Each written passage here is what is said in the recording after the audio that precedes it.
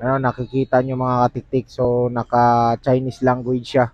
So ibig sabihin hindi pa po ito global.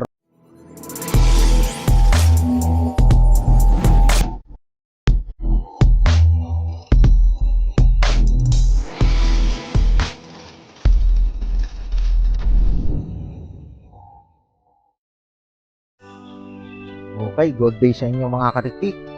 Ngayong araw na to is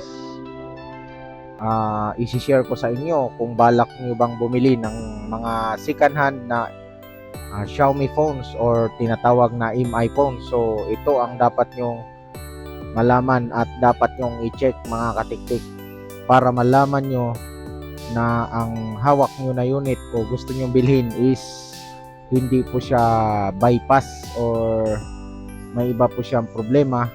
So ito ang mga dapat nyong i-check.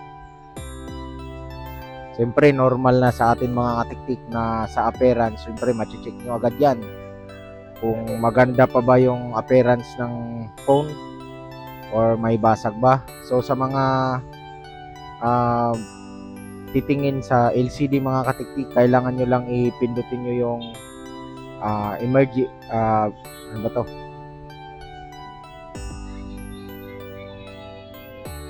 Kailangan mga tiktik hindi siya naka dark mode, kailangan naka white para pag may mga spots diyan sa sa pindutin nyo lang yung contacts, or kung naka dark mode yung theme, puntahan nyo sa settings, iset nyo as normal yung naka white para, or pumunta tayo sa messages or sa browser, makikita nyo yan kung may mga dark spots yung LCD.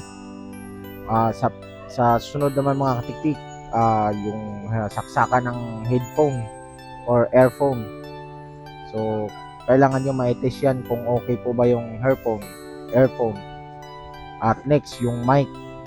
So microphone kailangan nyo i-testing, o testing nyo sa call, or kung meron bang okay ba yung malinaw ba yung receive niya sa voice, or saka yung speaker dito, yung earpiece kung tawagin, so gaganon ka, check nyo yan, pakinggan nyo kung malinaw ba mga katiktik.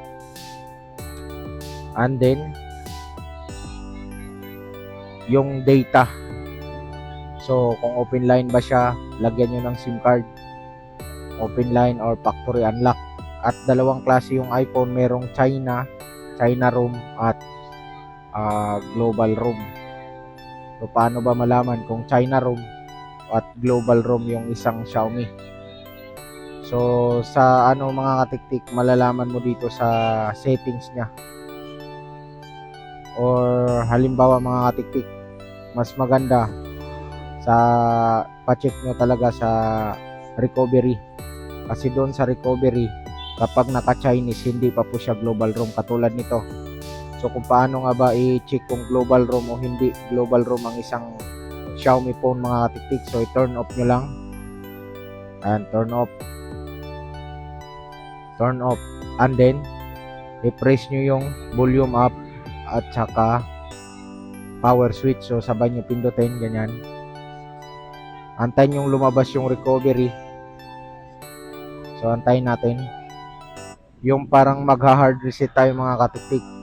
Kapag naka-English yung nakalagay doon mga katiktik, ibig sabihin siya po ay lobat pala to, siya po ay global ROM. Pero kung Chinese yung nakalagay, Chinese yung mga nakasulat, yan katulad yan, nakikita nyo mga katiktik, so naka Chinese language siya, so ibig sabihin hindi pa po ito global ROM. Pero kung English po yung nakalagay dito, ibig sabihin global ROM na po yung MI natin o Xiaomi phone. So yun yung kagandahan. So pag nakita nyo na, pindutin nyo lang ulit yung power switch dito, power switch, para mag restart yung phone natin. Yan, dalawang beses pindot sa power switch.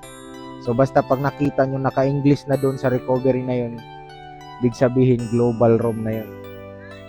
So isa pang i-check natin is yung sa kung bypass ba or hindi. So madali lang mga katiktik, pumunta lang kayo dito sa website. So ita-type nyo lang dito yung check, type natin, check MI. MI, yan mga tiktik. Check mi.info. So enter nyo lang yan. At ang gagawin nyo dito mga tiktik, kuhanin nyo yung IMEI sa hawak nyo na MI phone. Paano nga ba kuhanin yung IMEI dito mga tiktik? So madali lang. Punta lang tayo dito sa dial or sa contacts. Eto, punta lang tayo dito sa dial dito. Ayan. At mag-dial tayo dito mga tiktik ng asterisk number 06. Yan. Kita nyo mga tiktik 06 at pipindutin nyo tong number. Ayan. So lumabas yung IMEI. So ang kukuhanin nyo lang dyan mga tiktik is yung IMEI 1. So ito. IMEI 1. So yung may number 1. Yung may number to, wag na, hindi na yan. At saka yung sa taas na MEID, wala yan. So dito tayo sa IMEI 1. So yun yung itatype natin dito. So itatype lang natin dito yan mga tiktik. So ang nakalagay dito is ito 864.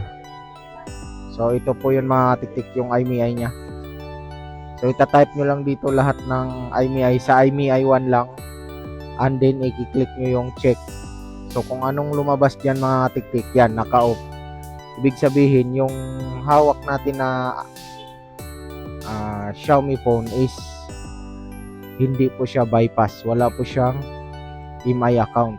So paano naman malaman kapag may bypass siya mga tiktik?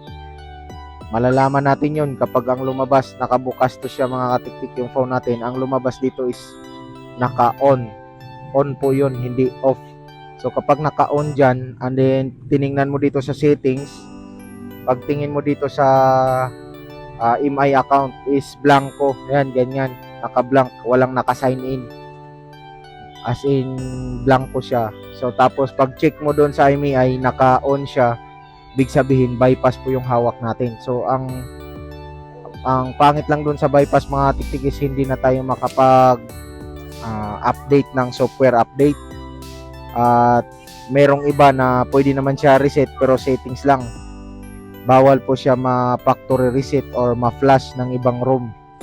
So yun po yung kaibahan kapag bypass at hindi bypass. So yun lang siguro ang may share ko ngayon sa video na to mga katiktik. Mag-comment ka kung meron tayong nakulangan tayo sa ano dyan. Syempre normal naman din para ma-check natin yung camera ng phone. Syempre check nyo front and back. Ganun lang, front and back check nyo.